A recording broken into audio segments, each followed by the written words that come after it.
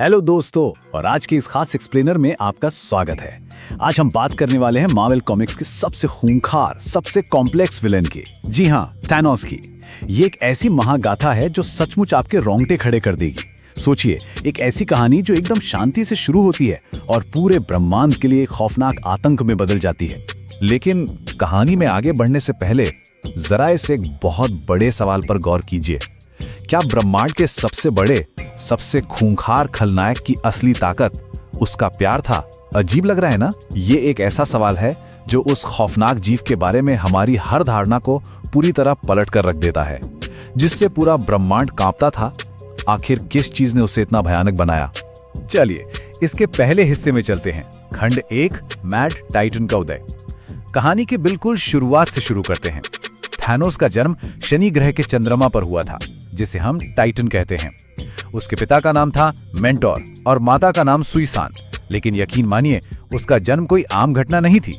तो हुआ यूं कि थैनोस इटर्नल्स नाम की एक बेहद शक्तिशाली और खूबसूरत प्रजाति का हिस्सा था, लेकिन वो डेविएंट सिंड्रोम नाम के एक जेनेटिक म्यूटेशन के साथ पैदा हुआ था। मतलब अपनी ही परफेक्ट प्रजाति के बीच वो एकदम अलग था।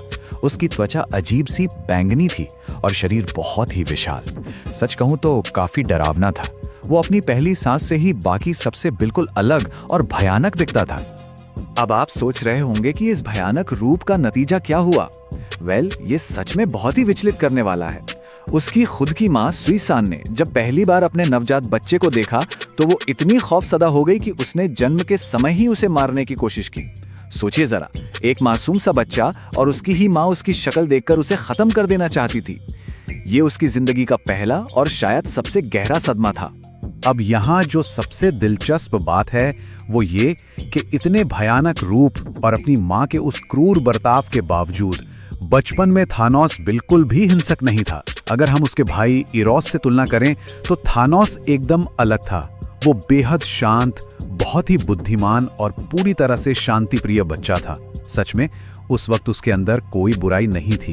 तो फिर ऐसा क्या हुआ जिसने इस इतने शांत बच्चे को एक खूंखार दानव बना दिया? हमारा दूसरा खंड इसी पर है, मौत से प्यार और विनाश। उसकी किशोरावस्था ने उसे अंधेरे की एक ऐसी गहरी खाई में धकेल दिया जहां से वापस आना एकदम नामुमकिन था। हुआ कुछ यूं कि टीनेज के दौरान थानोस की मुलाकात लेडी डेथ से हुई, यानी खुद मौत की देवी के इंसानी रूप से। और आपको बता दूं, ये कोई साधारण मुलाकात नहीं थी। थानोस उसके प्यार में पूरी तरह से पागलों की तरह डूब गया।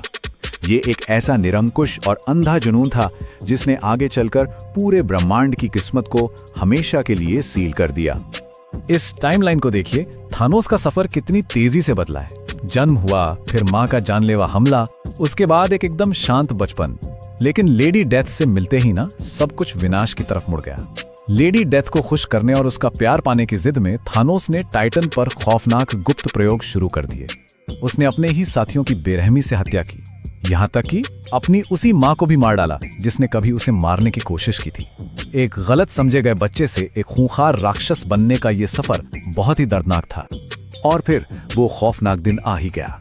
लेडी डेथ को इम्प्रेस करने की अंधी चाहत में थैनोस ने अपनी ही परमाणु मिसाइलों से अपने ही घर, अपने ही ग्रह टाइटन पर हमला कर दिया। उस एक हमले में टाइटन की पूरी आबादी साफ हो गई।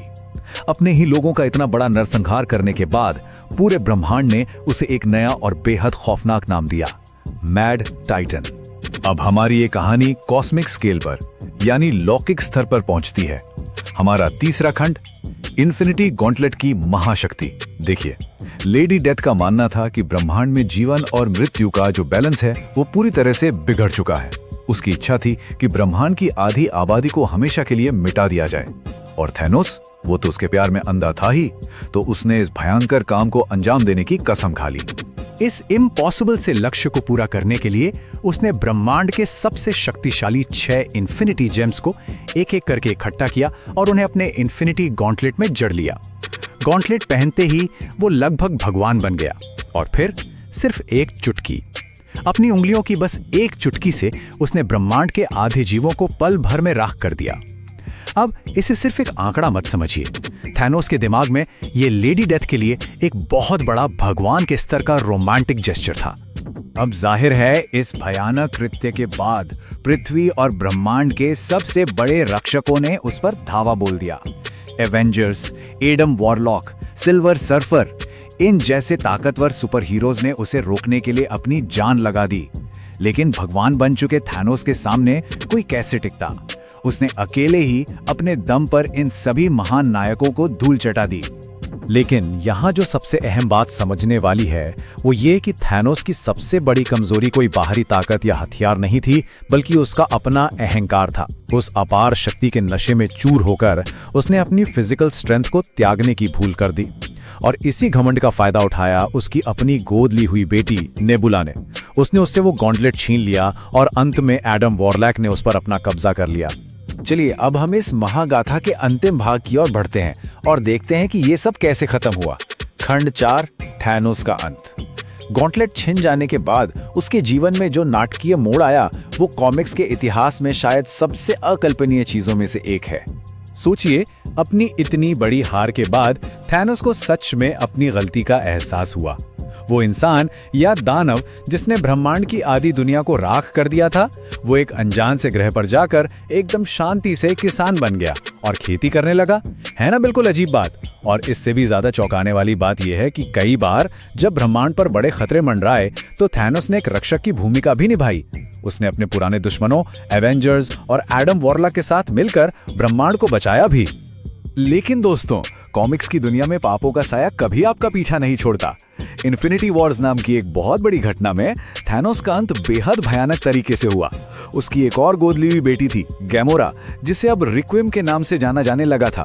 उसने अपने डार्क अतीत का बदला लेने और इन्फिनिटी स्टोन्स हासिल करने के लिए थैनोस पर सीधा हमला कर दिया। और जानते हैं क्या हुआ? उसने अपनी तलवार के सिर्फ एक झटके में थैनोस का सिर धड़ से अलग कर दिया। और ये घटना इस पूरी महागाथा की सबसे बड़ी और दर्दनाक विडंबना को बड़ी ही खूबसूरती से दर्शाती है। मृत्यु के बाद भी लेडी डेथ ने उसे हमेशा हमेशा के लिए ठुकरा दिया। जरा सोचिए, जिस लेडी डेथ को पाने के लिए उसने पूरे ब्रह्मांड को शमशान बना दिया, अपनी सगी मां को मार डाला और अनगिनत जाने ली, मरने के बाद भी उसे उसका वो प्यार कभी नसीब नहीं हुआ। ये लिटरली एक तरफा प्यार की सबसे खौफनाक और दुखद कहानी है। तो इस एक्सप्लेनर के अंत में हमारे सामने ये बहुत ही विचारोत्तेजक सवाल खड़ा होता है। आखिर एक ब्रह्मांड का क्या होता है जब एक क्रूर तानाशाह की सबसे गहरी प्रेरणा कुछ और नहीं बल्कि सिर्फ एक तरफा प्यार हो? ये हमें सोचने पर मजबूर करता है कि कैसे एक अनकंट्रोल्ड ईगो और एक जहरीला जुनून ब्रह्मांड के सबसे शक्तिशाली प्राणियों को भी पूरी तरह तबाह कर सकता है। इस कहानी से बहुत कुछ सीखा जा सकता है, क्योंकि कभी-कभी ब्रह्मांड की सबसे बड़ी तबाही के पीछे सिर्फ एक टूटा हुआ दिल होता है।